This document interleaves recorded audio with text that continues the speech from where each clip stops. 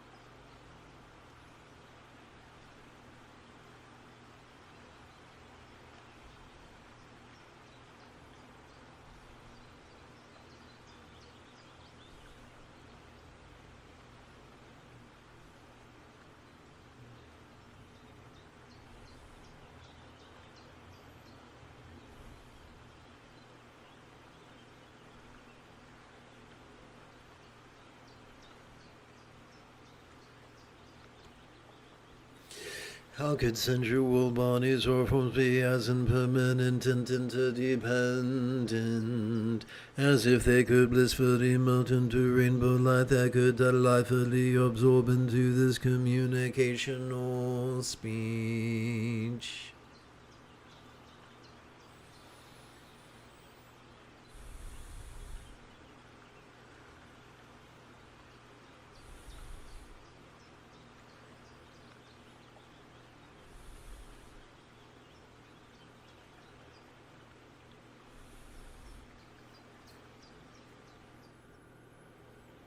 Om benzazaduhum, om benzazaduhum, om benzazaduhum, om benzazaduhum, om benzazaduhum, om benzazaduhum, om benzazaduhum,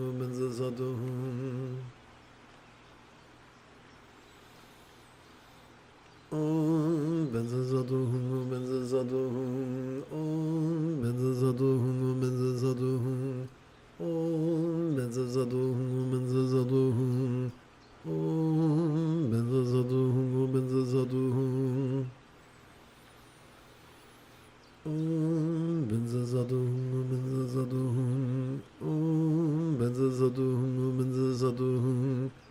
om benzazaduhum, om benzazaduhum, om benzazaduhum, om benzazaduhum, om benzazaduhum.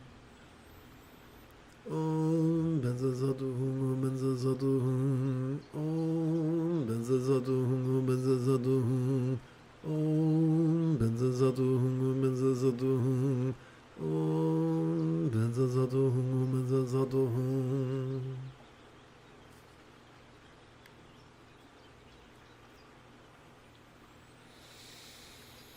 As we silently, mentally, and passively recite the demonstrative pronoun this during our inhalation, we could passively notice the antics of mind as it perceives, emotes, intends, reasons, recalls, and imagines. As we silently, mentally, and passively recite the one-syllable verb ease during our exhalation, we could relax into mind's non-graspable nature.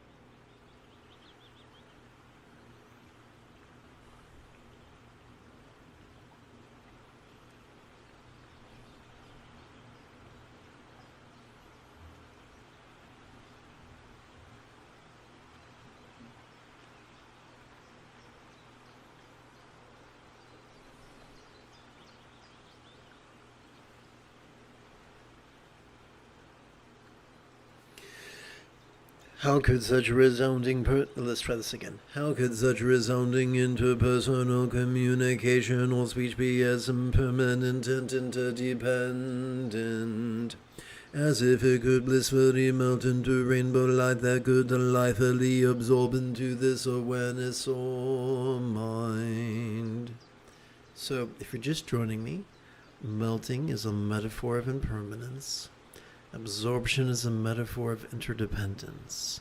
There's nothing to believe here. We're just playing with ideas.